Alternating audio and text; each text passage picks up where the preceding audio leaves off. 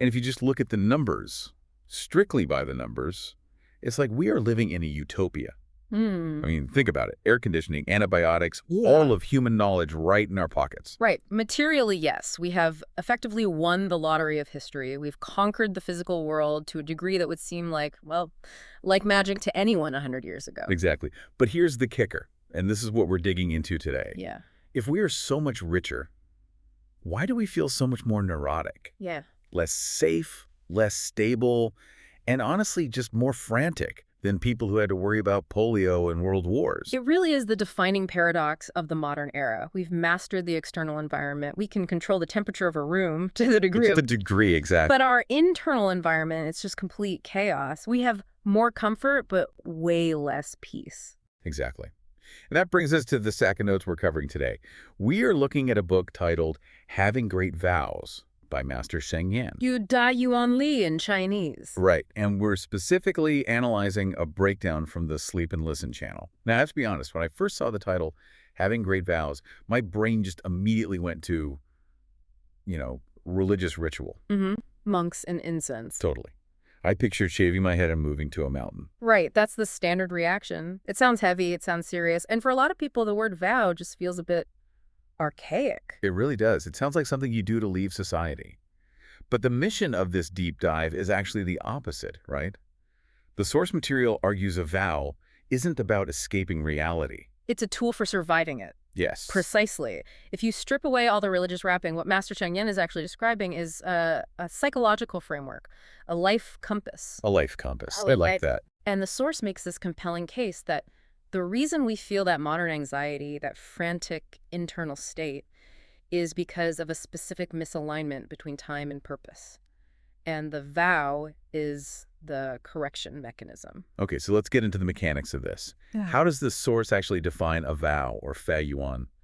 Because for me, a vow is just a promise I make that I usually break. Like a New Year's resolution. Exactly. Yeah. Go to the gym, lasts until about January 15th. So the source makes a big distinction between a wish or a desire and a vow. A desire is usually about getting something. I want a promotion. I want a bigger house, A vow, or fei yuan, is defined as a fundamental shift in attitude. It's a commitment to selfless contribution. And this is the crucial part, bearing responsibility right now. Bearing responsibility right now. That has a very different flavor than I hope I win the lottery. Completely different. The source argues our anxiety comes from this success trap. We're always calculating. We measure our lives by future acquisitions, money, power, getting that PhD. Oh, I feel that. It's the ROI mindset. We're taught to calculate the return on investment for everything. Even our hobbies. Even our relationships. We are. But the source argues that calculating ROI on your life actually prevents you from living it.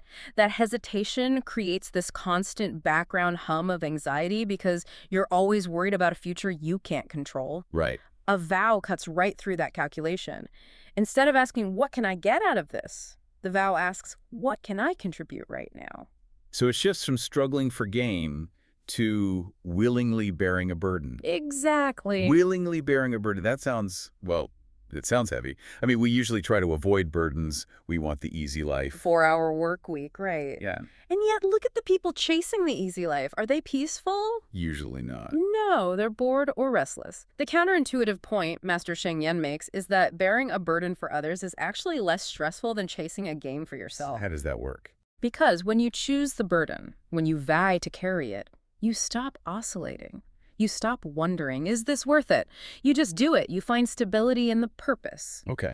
And this connects directly to the source's breakdown of time, which I think is one of the most practical parts of this text for anyone who feels overwhelmed. Yeah, this part really stood out to me.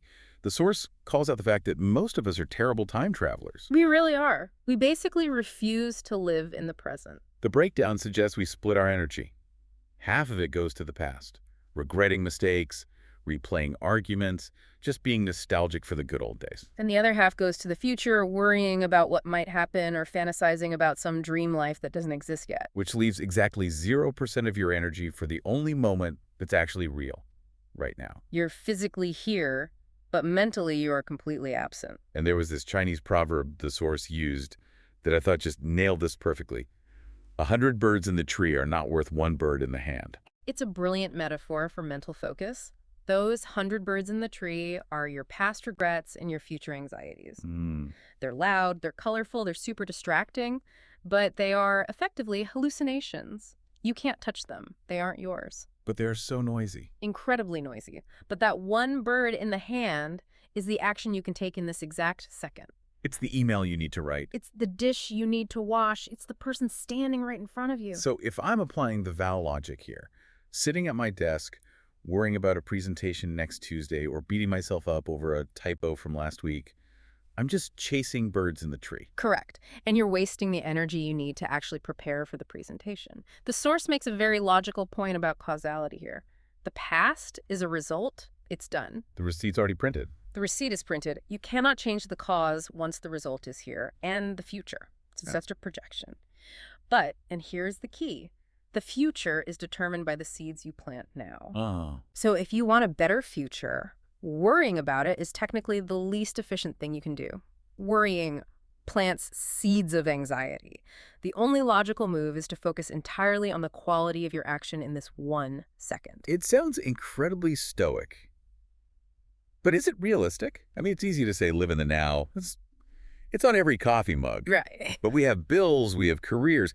Is there an example of someone actually operating this way without just becoming a driftless wanderer? There is, and the source points to the author himself, Master Sheng Yen. His biography is fascinating because, on paper, he should have failed. Right, he didn't have the startup capital, so to speak. He had none. He had very little formal schooling growing up. He faced massive resource shortages. He didn't have money. He didn't have deep political connections. And yet, he decides to build a massive educational institution, Dharma Drum University. Which, for a normal person, is just a recipe for a nervous breakdown. For sure. You have no money, no credentials, and you decide to build a university. That sounds delusional. It would be delusional if his goal was personal success. If he was thinking, I need to build this so I can be famous, he would have been paralyzed by the fear of failure. Right. He would have looked at his bank account, seen zero, and just quit. Because the gap between what I have and what I want is just too big. Exactly. But Master Sheng Yen had a vow.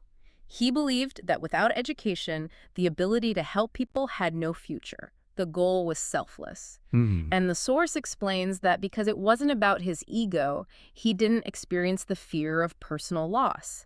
If he failed, he hadn't lost anything because he wasn't trying to gain anything for himself. Resources appeared, people rallied. There's a key distinction. If you're doing it for yourself, every rejection is a personal attack. They rejected me. Right.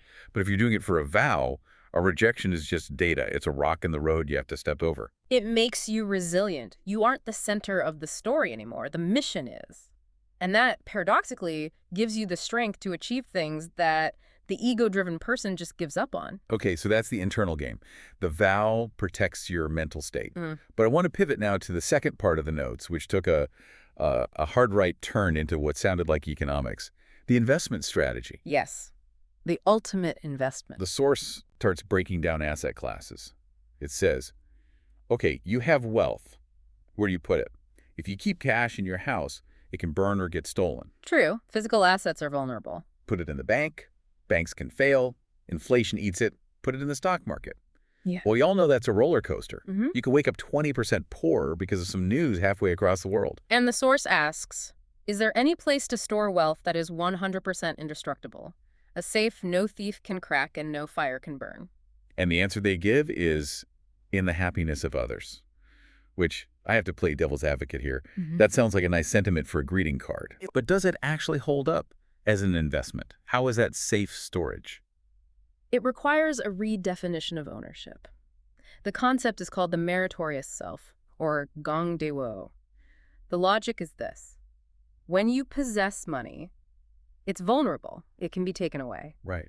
But when you convert that money into a service for someone else, you've transformed a physical asset into a metaphysical one. You're saying the action itself becomes the asset. Think about it. If you use your money to feed a hungry person, that event has happened. It's now part of history. It's part of the public good. Fire cannot burn the fact that you fed that person. A stock market crash can't erase the education you provided to a child. The source argues that by giving it away, you're actually locking in its value forever. So instead of hoarding value where it can rot, you're distributing it where it can grow. And return on investment is immediate. This is the power of the meritorious self. When you work just for a paycheck, it's drudgery. You're trading time for money.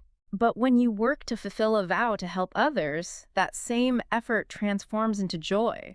You get a sense of purpose that money literally cannot buy. The Swords actually gave some really specific examples of this. It wasn't just generic go be nice advice. The host of the Source video talked about their own giving portfolio. Right, they had specific sectors they targeted, just like a stock portfolio. They weren't just throwing money randomly. They mentioned Love Kitchens, which is essentially places that provide free vegetarian meals to the homeless. And the logic wasn't just, I'm a good person. It was empathy. The host said, I hate the feeling of being hungry. I know that physical pain, so I want to ensure others don't feel it. It's grounding the charity in shared humanity. I know this pain, so I vow to stop this pain for others. And then Foundations for the Blind. The reasoning was, I value my sight, I love seeing this beautiful world, so I invest in helping others see. And Burn Victims, valuing the health of your own skin. It's a fascinating psychological trick. You're taking your own gratitude for food, for sight, for health, and crystallizing it into action. It's not a check written out of guilt. It's written out of appreciation for what you have. Exactly. There was one more example I thought was really cool because it was so meta. The host of the Source video mentioned their personal vow for the year 2026. Yes, the reading vow. They vowed to read books and summarize them, which is exactly what they're doing in the video we're analyzing, to help busy people learn. They looked at their own hobby, reading, and asked, how can this serve others? That is the meritorious self in action. They're taking their time, which could be spent doom scrolling or watching reality TV, and converting it into knowledge for thousands of listeners. That wealth is now stored in the minds of the audience. It's untouchable. It multiplies. It really reframes the whole idea of charity. It makes it feel less like an obligation or a tax and more like almost like planting a garden. You're planting these seeds of goodwill. It's legacy. It's the only legacy that actually lasts. You can't take your bank account with you, but the impact you had on others remains.